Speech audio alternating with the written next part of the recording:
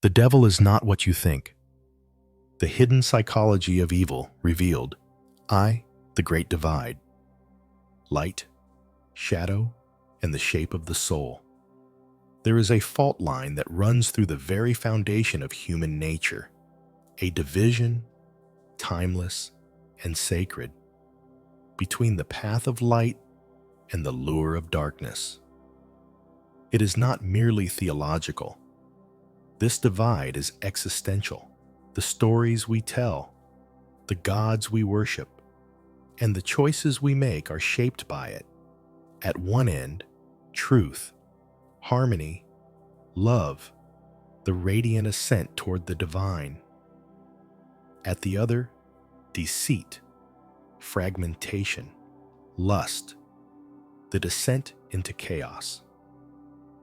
These twin trajectories are the oldest symbols encoded in the soul. To speak of the devil is not to conjure a monster with horns and pitchfork. It is to speak of an archetype, a deeply rooted psychological reality that finds expression in myth, in religion, and in the very tensions of our inner lives. Carl Jung, the Swiss psychoanalyst, understood that we are not merely threatened by external evil, we carry it within. The shadow, as he called it, is not something to be vanquished like a villain in a tale. It is part of the self, split off, repressed, and made monstrous only by our refusal to integrate it.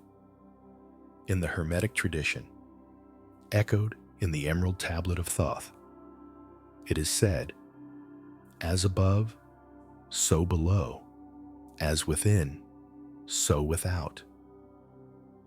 The duality we project into the cosmos, the war of God and devil, is but a mirror of the split within ourselves. We are the battlefield. We are the throne and the abyss. Consider the archetypal figure of the adversary. He goes by many names. Satan, Lucifer, the great beast, the tempter, the divider. The word devil itself descends from the Greek diabolos, meaning to throw apart, to divide.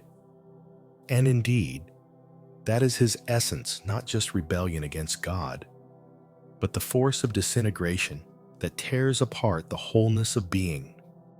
He is the embodiment of enantiodromia, Heraclitus's old law that any force, pushed to its extreme, births its opposite. Where the symbolic binds, the diabolic shatters. But why are we so fascinated by evil? Why, across every culture and creed, does the devil command such enduring attention? Perhaps because he represents the part of ourselves we dare not look at, the unconscious urges, the repressed instincts, the shadow desires. The devil is the face we place on the unacceptable. And yet, paradoxically, he is also the gatekeeper to self-knowledge. The Hermeticist knows this. In the ancient alchemical texts, the figure of the dragon serpentine, winged and terrifying, is not merely a beast to be slain, but a symbol of primal matter, the prima materia, which must be transmuted. Just as the alchemist begins in chaos, so too must the soul descend into darkness before it can ascend toward light. Solve at Coagula, dissolve, then reunite. The devil is the dissolution. But what emerges from that dissolution is the sacred possibility of reintegration. We must not rush to banish him. To do so is to deny a part of our own humanity. In many ancient myths, the adversary is not a separate being, but a necessary counterpart. In Zoroastrianism, Angra Mainyu, the destructive spirit, is co-eternal with Ahura Mazda, the wise lord. In the Gnostic tradition, the demiurge, a flawed and ignorant creator, reigns over the material world, but not out of malice. Rather, because ignorance and blindness are woven into the fabric of being. Even in Egyptian cosmology, the serpent Apep opposes Ra, not as a villain, but as the eternal resistance that gives meaning to the sun's daily rebirth. Resistance is what sharpens the soul. Thus, in the theater of myth, the devil plays his role not as enemy of truth, but as its foil. He tests, tempts, disrupts, and in doing so, reveals. There is an old Hermetic maxim: the lips of wisdom are closed, except to the ears of understanding. And what greater understanding can there be than this? That the devil exists not to lead us into ruin, but to offer us a mirror. He is not the destroyer of souls, but the revealer of their fault lines. His whispers uncover the lies we tell ourselves. His temptations illuminate the hunger we try to suppress. When you point your finger at evil in the world, 3 fingers point back at you. The true peril lies not in the existence of evil, but in our ignorance of it. For what we repress returns, and when it returns, it no longer speaks our language. Jung warned that when we identify solely with the good, we project our shadow onto others. We create scapegoats. We split communities, religions, and even nations. This is not merely psychology, it is prophecy. History itself is a record of shadow projection on a collective scale. Pogroms, inquisitions, genocides, they all begin with the denial of inner darkness and end with its projection onto a chosen other. This is why the devil is not merely personal, but political. He is the spirit of division, of disconnection, of destruction, but he is also the spirit that forces integration. Without his pressure, we would stagnate in shallow virtue.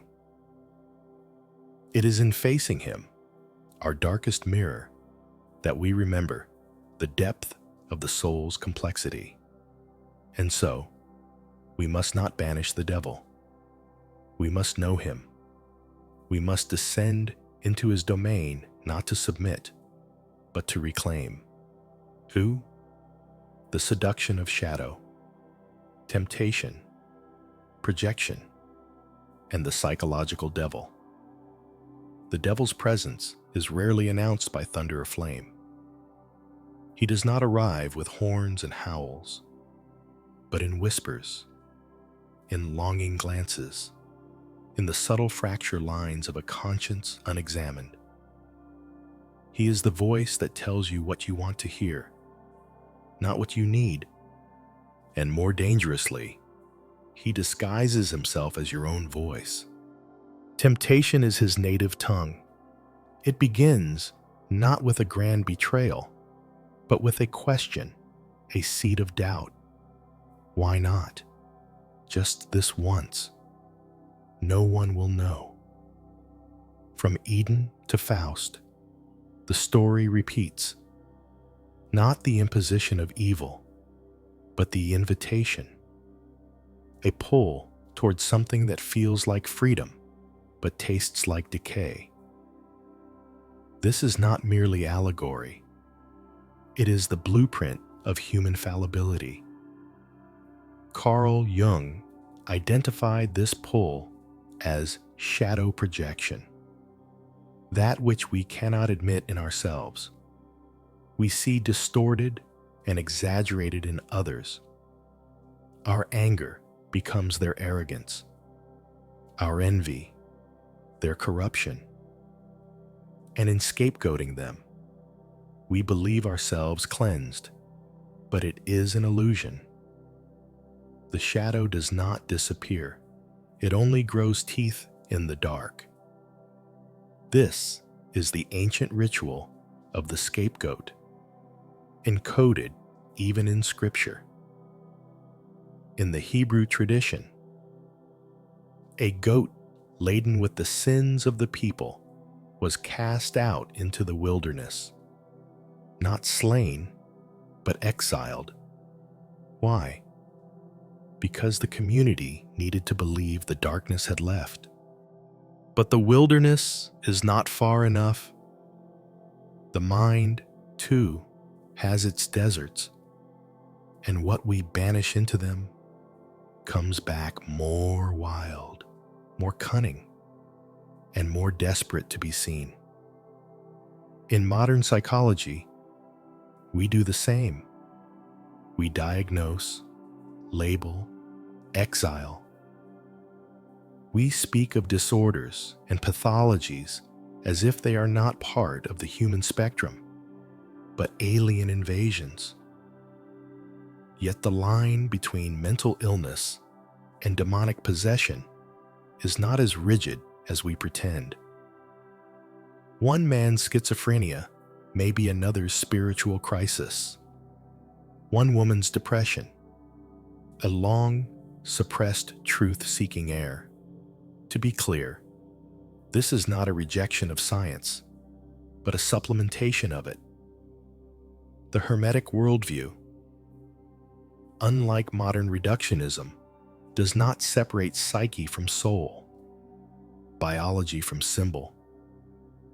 It understands that meaning is medicine, that the devil, as archetype, reveals the root beneath the symptom.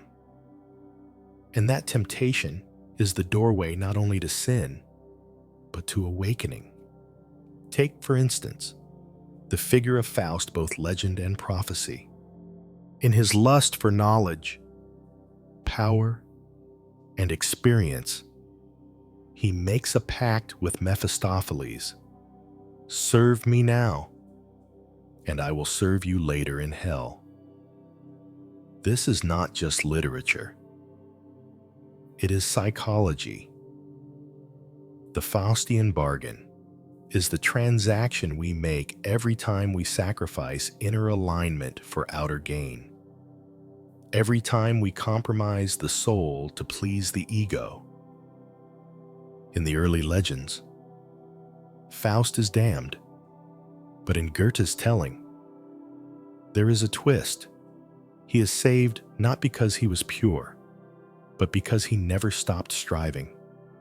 His refusal to settle, even when lured by pleasure, became his redemption. The devil showed him the world, but could not corrupt the core of his longing. The shadow tempted, but it also sharpened, and it was only by facing the devil that Faust came to know his God. This is not unlike the myth of Prometheus. He, too, defied the heavens not for himself, but for humanity. He stole fire, the sacred flame of divine consciousness, and paid for it with torment. In many ways, Prometheus is a Luciferian figure, light bringer, transgressor, hero, villain. And yet, without him, mankind would remain in darkness. Myths like these are not relics. They are mirrors. They show us that evil is rarely pure and good is rarely easy. The devil tempts, but he also teaches. He wounds, but he also awakens. The philosopher Rollo May called this the diabolic principle, that which divides, destroys, and derails, but also exposes the hidden fractures of our being. His antidote: the symbolic that which unites, binds, and integrates. The world today is flooded with the diabolic. We see it not in ancient demons, but in polarization, propaganda, and purposelessness. Technology, though wondrous, also carries the seeds of alienation. Virtual reality promises transcendence, but often delivers disconnection. Artificial intelligence mimics the logos, yet lacks empathy. We chase pleasure and call it progress. We silence dissent and call it unity. We worship self, image, and call it self, love. This is the devil's new mask. Not fire and brimstone, but comfort, dopamine, and numbness. And yet, even here, there is an invitation. If we dare to look beyond the veil, we may find the old laws still apply. As above, so below. What we see in the world is a reflection of what we ignore in ourselves.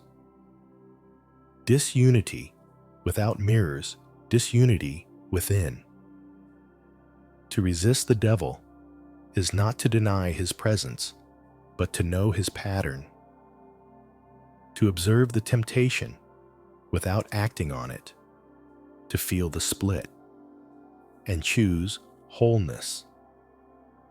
As Jung writes, one does not become enlightened by imagining figures of light, but by making the darkness conscious.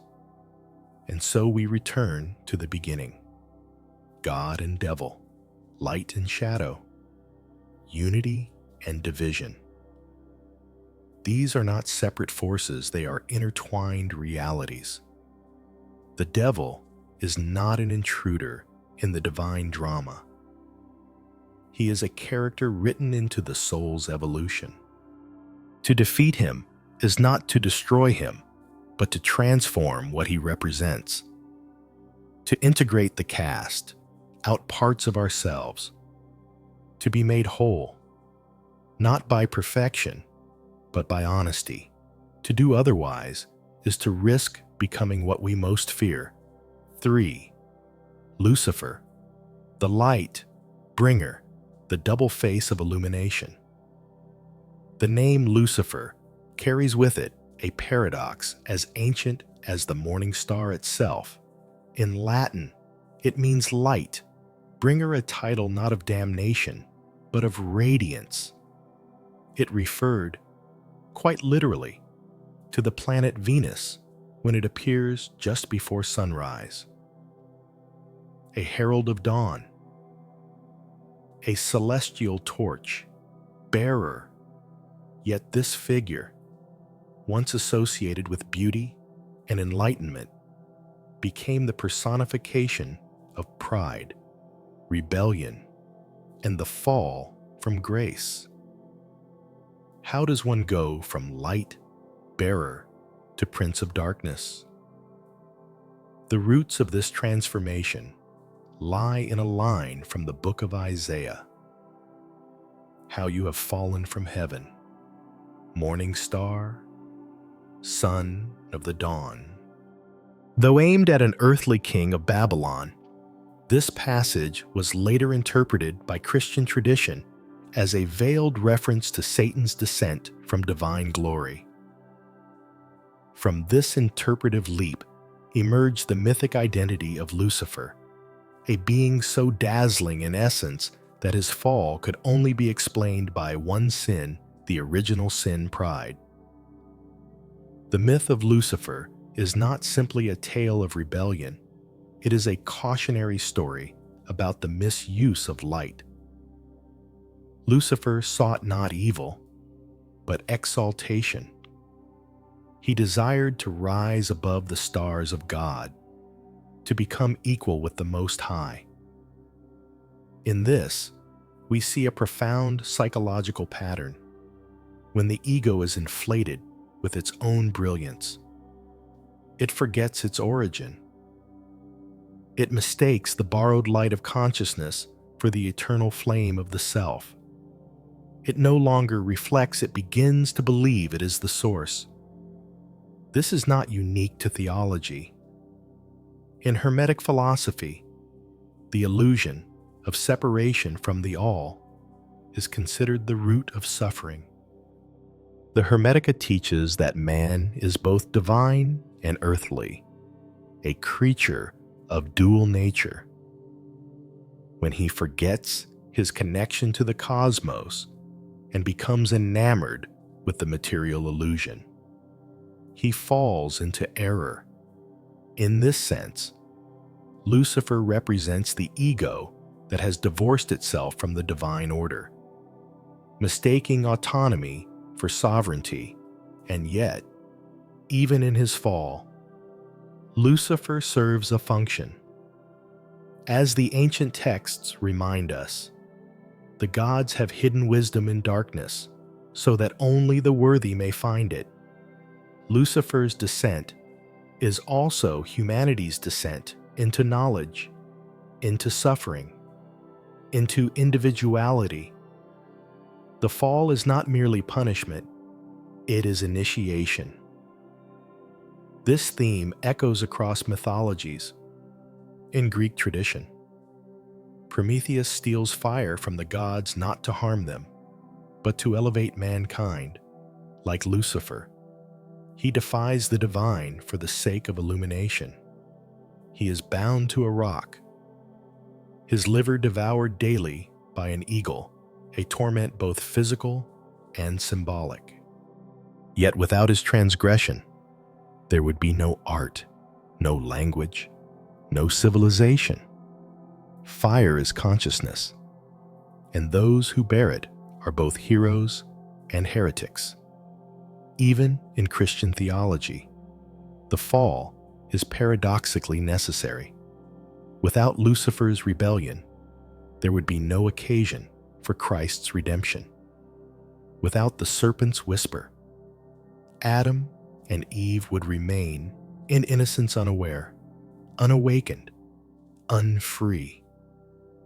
This is the felix culpa, the fortunate fault. As St.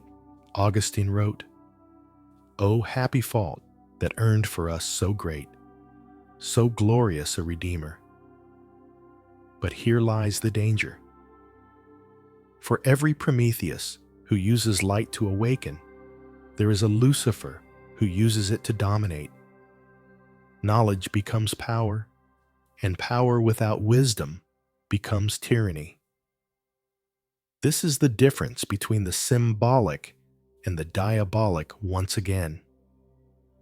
One unites, the other divides.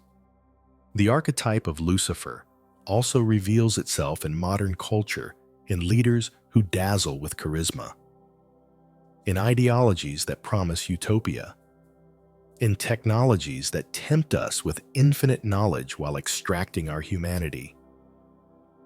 The Luciferian impulse is to illuminate, but without love, to ascend, but without humility, to claim the crown of God, but reject the cross.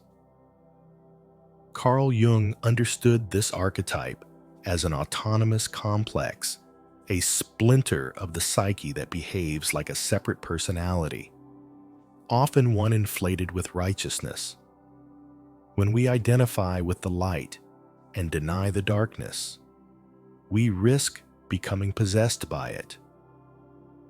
The most dangerous devils are not those who know they are evil, but those convinced they are good. This is why the devil, in many myths, disguises himself as an angel of light, not because he is only deceitful, but because light itself can deceive. Illumination, when divorced from compassion and context, becomes blinding. It creates a moral absolutism that condemns others while excusing the self. And herein lies the heart of spiritual pride. In the tarot, the devil card does not show a grotesque monster, but a horned figure holding two human beings in chains which are, upon closer inspection, loose. The implication is clear. The devil does not imprison by force, but by illusion. We are bound only by our ignorance, our attachments, our refusal to look inward. Lucifer, then, is not simply a villain. He is a threshold guardian. He stands at the gate between ignorance and awareness, between ego and soul. To meet him is to be tested. To pass is to be transformed. This is why Christ's own journey includes a descent into hell. According to Christian tradition, between his crucifixion and resurrection, he descended to the underworld, a moment known as the harrowing of hell, to liberate the souls held captive.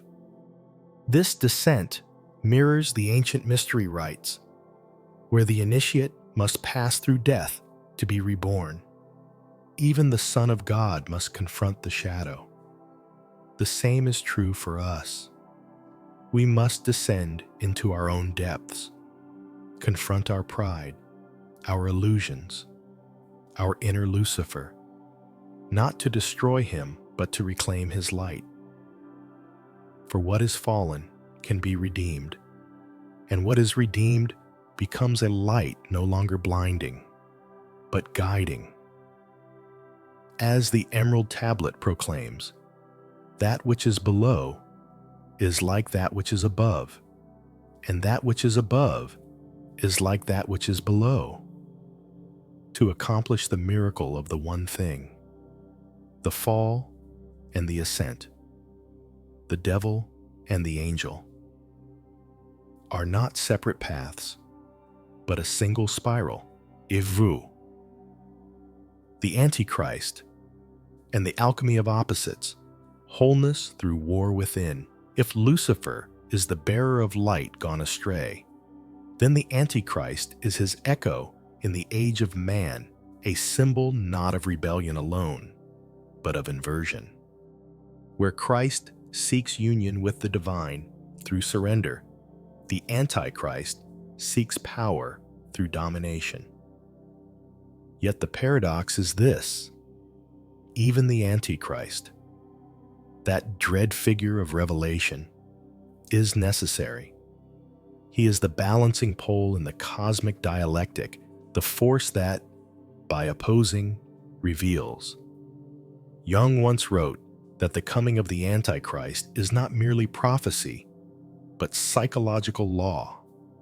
When one side of a polarity becomes too dominant, be it good, light, or truth, its opposite begins to rise from the depths of the unconscious in a compensatory reaction.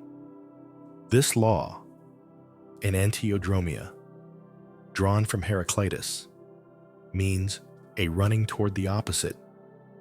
The more a culture idolizes perfection, the more intensely it must wrestle with its repressed shadow. The more purity is exalted, the more corruption festers beneath the surface.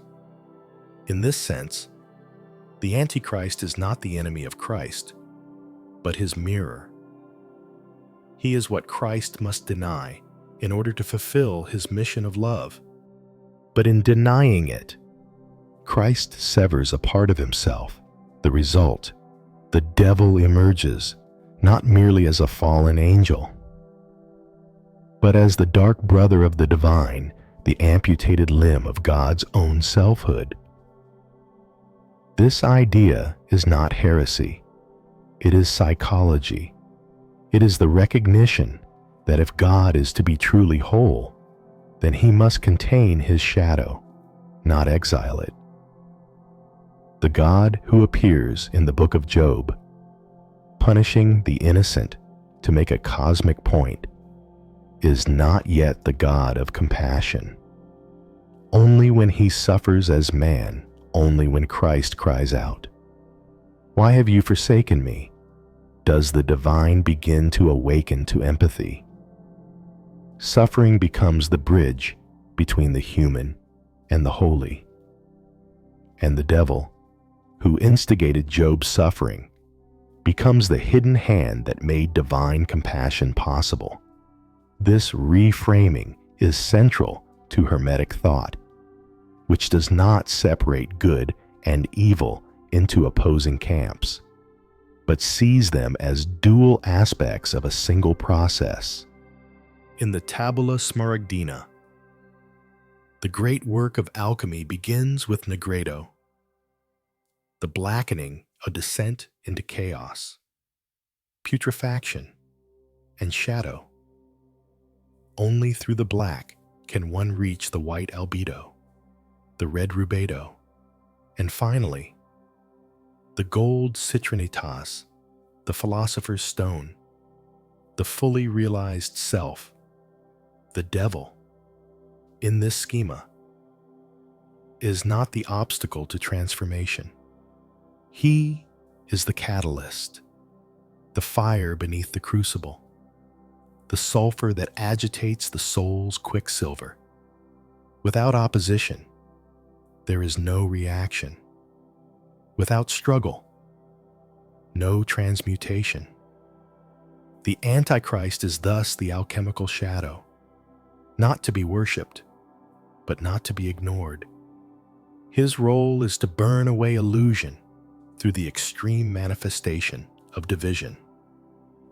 Rollo May identified 3 characteristics of the diabolic in the modern world: nudity, violence, and fragmentation.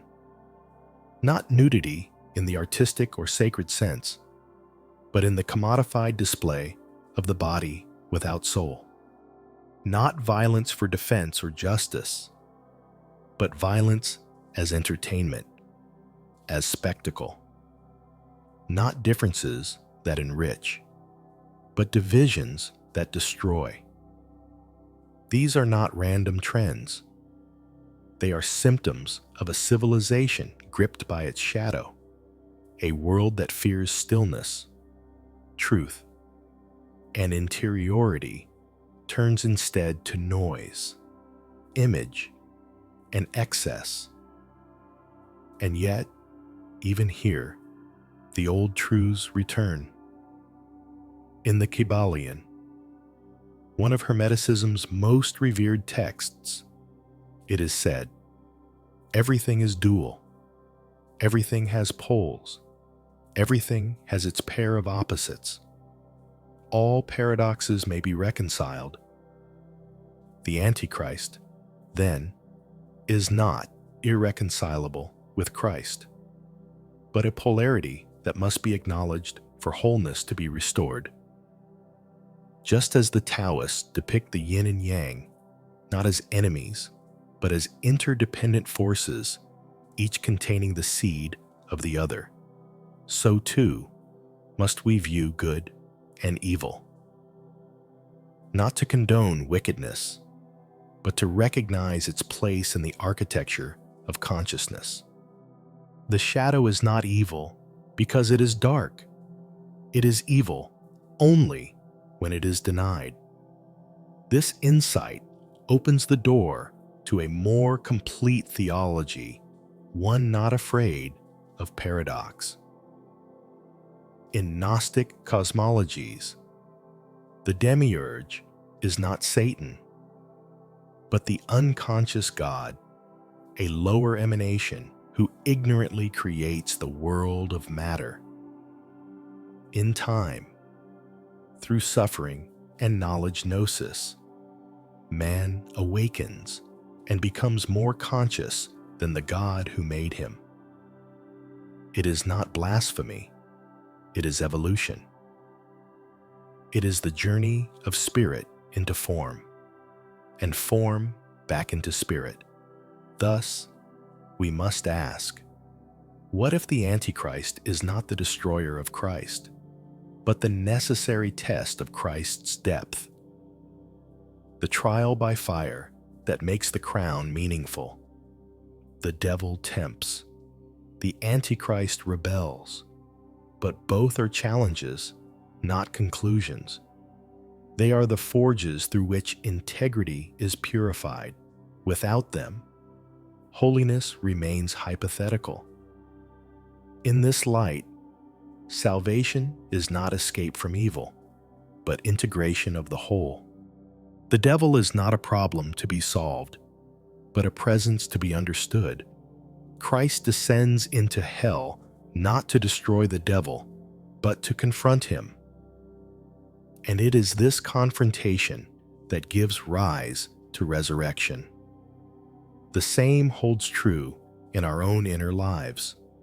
The Antichrist archetype appears not just in the world stage, but within us, whenever our ego inflates, whenever we proclaim ourselves above the moral law, whenever we pursue power without wisdom, pleasure without meaning, knowledge without humility. To resist him is not to fight him with hatred, but to meet him with clarity, to say, I see you, I know what you are, and I will not follow you. And in that refusal, something extraordinary happens. The devil does not disappear, but transforms. He becomes what he always secretly was: the dark teacher, the threshold guardian, the part of God that we are now mature enough to integrate. V, shadow and sacrifice, the scapegoat, the serpent, and the soul's descent. To descend is not to fall, it is to return, to go downward, into the earth, into the dark, into the inner crypts of the soul. It's not the same as failure. In the mysteries of old Eleusinian, Egyptian, Orphic, the descent is the beginning of awakening. Even the Christ does not ascend before first entering death. Even the initiate must die before being reborn. The devil, in this mythic architecture, is the doorkeeper of descent. His first whisper may sound like freedom. Why not eat of the fruit? But the fruit he offers is not poison, it is knowledge. And knowledge is unbearable when the soul is unprepared. In the Garden of Eden, the serpent does not lie. He tells Eve the truth. Your eyes will be opened, and you will be like gods. The lie is not in the words, it is in the silence about the price. What follows is not just the fall, but the birth of consciousness. Adam and Eve see themselves for the first time. They become aware of shame, of separation, of mortality. The paradise they lose is not geographical, it is psychic. It is wholeness without awareness. In eating the fruit, they begin the long journey back to unity, this time through division. The scapegoat reappears here, not just in the goat driven into the wilderness, but in Christ crucified. As Jung observed, Christ hangs between two thieves, symbols of shadow, of broken humanity. In bearing the sins of the world, he becomes the archetypal scapegoat. But unlike the ritual goat of Leviticus, he is not cast out in silence. He cries out, "Why have you forsaken me?" His agony is not just physical, it is existential. God, in this moment, knows what it is to be man, knows what it is to doubt. This moment is sacred because it is honest, and honesty with the shadow is the first step toward healing. In modern times, scapegoating has not vanished. It has only evolved. We now exile others not with rituals, but with rhetoric. We label, we shame, we cancel. The shadow must still be expelled, and so we find someone to carry it. A race, a class, a gender, a nation, anything but ourselves. But what is not faced within will always appear without. The Hermetic philosopher knows that the enemy is never just out there. The battlefield is inside. The serpent does not disappear. After Eden, it reappears throughout the mythic canon. In Egypt, it is Apophis, the chaos serpent who tries to swallow the sun. In Norse myth, it is Jormungandr, the world serpent who encircles Midgard, destined to bring Ragnarok. In the book of Revelation, it is the dragon, the ancient serpent who is both devil and Satan. And yet, in almost every tradition, the serpent is not just destroyer, it is also healer. The caduceus, symbol of medicine, bears two intertwined snakes, the Ouroboros, the serpent devouring its own tail, symbolizes eternal return. Life through death. The Gnostics understood the serpent not as evil incarnate, but as Sophia in disguised wisdom, hidden in the folds of temptation. To truly integrate the serpent is not to kill it, but to recognize what it teaches, that every descent carries the seed of ascent, that what wounds us can also wake us. This is the path of the alchemist, who begins in chaos, in the black phase, nigredo. The material, be it metal or soul, must rot, must break down. This is not failure. This is fertilization. The ego must decay for the self to rise. It is the death of the mask, the false light, the inflated self. And yes, it hurts. Jung writes, there is no coming to consciousness without pain. Pain is not punishment, it is passage.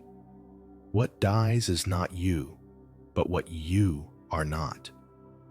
And so, we return to the devil, not as tormentor, but as furnace. He burns away illusion. He tempts us not to damn us, but to show us what we still desire more than our truth. When we fall, it is not his fault. It is ours. But when we rise, it is also because he exposed where we were weak. The most dangerous form of evil is not the monstrous, it is the banal. The ordinary, the unconscious.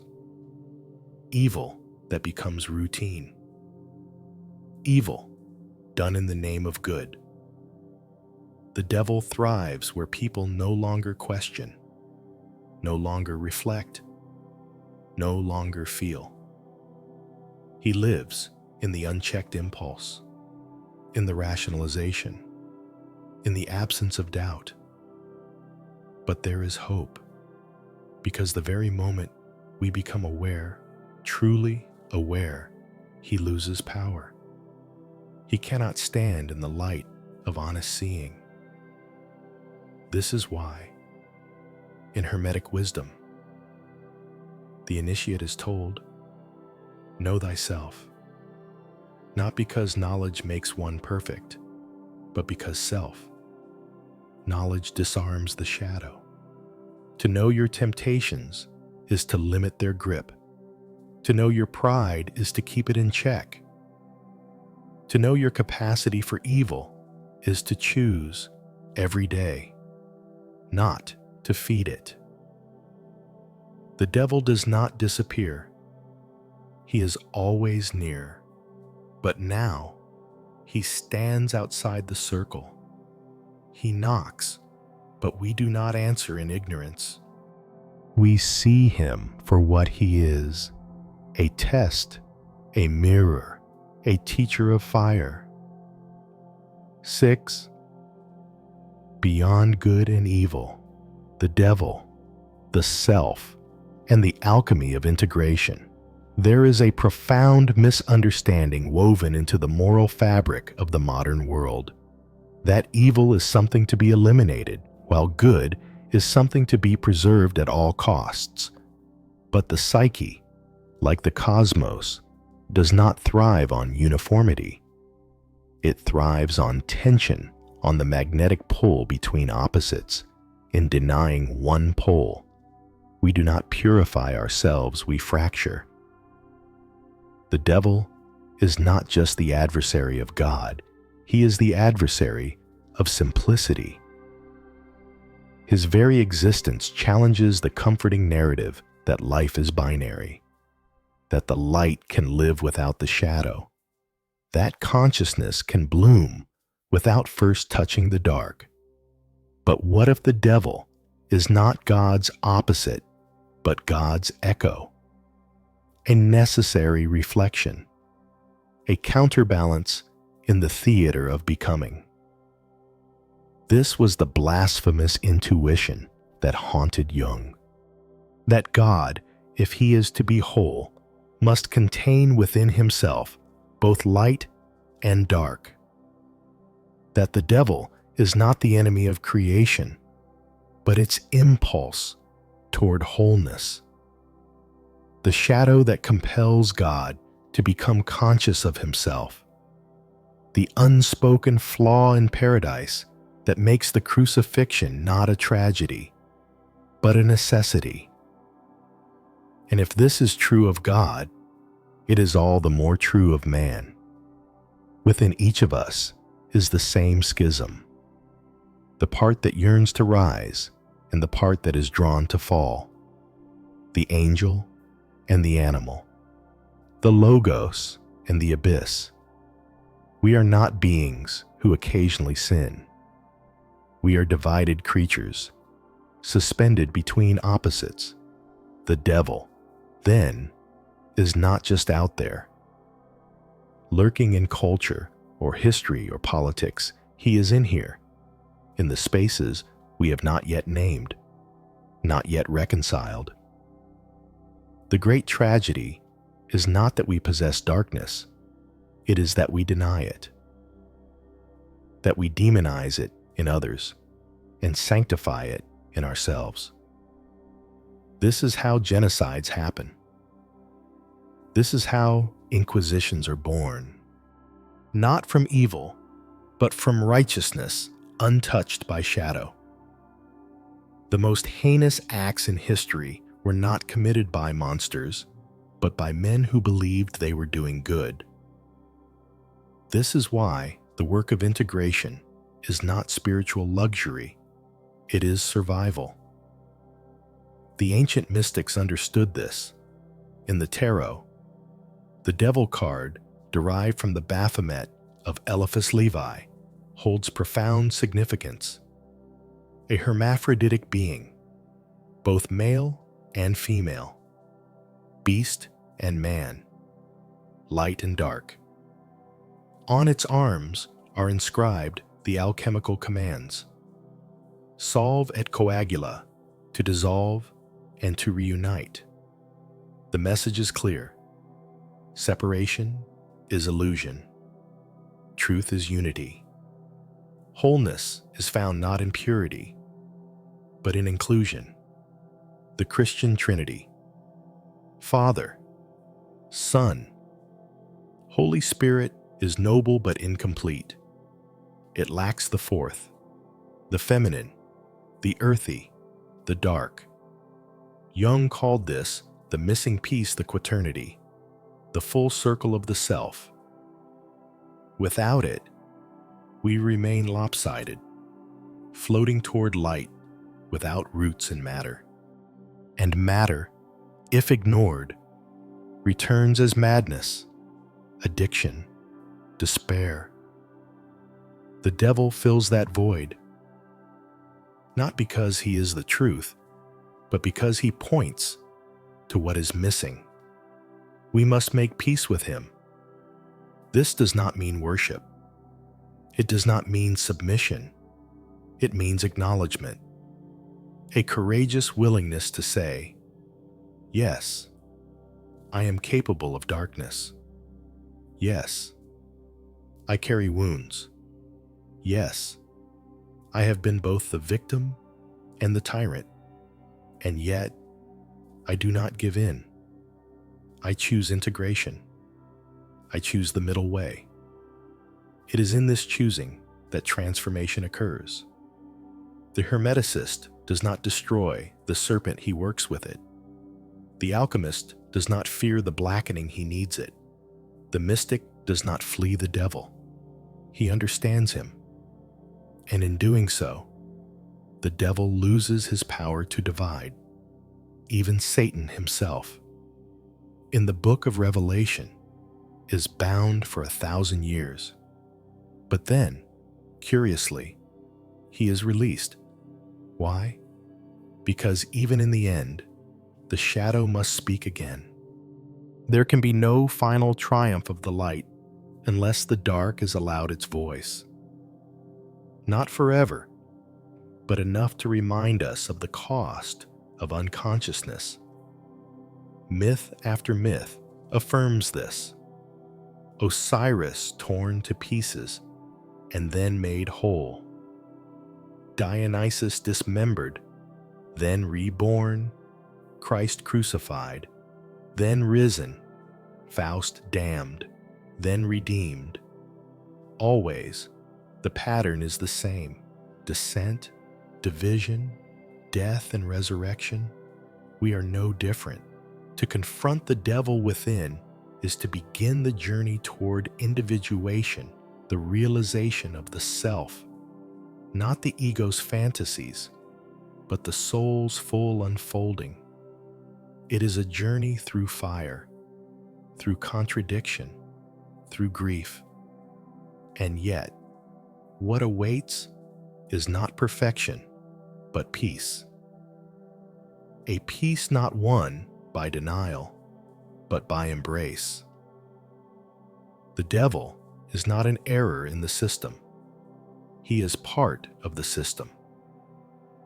The thorn in the side of creation that keeps it evolving. The exile who forces us to look deeper. The adversary who awakens the warrior within. As Rainer Maria Rilke once wrote, "If my devils are to leave me, I am afraid my angels will take flight as well. We cannot expel the dark without losing the depth. And so we walk the middle path, not to escape the devil, but to integrate him, not to deny the shadow, but to transmute it, not to worship suffering, but to learn from it. We hold the tension between opposites until they give birth to something new. A self that is not perfect, but whole. Not innocent, but wise. This is the great secret, hidden in myth, buried in scripture, whispered by the alchemists. The devil is the guardian of the gate, and the gate leads inward.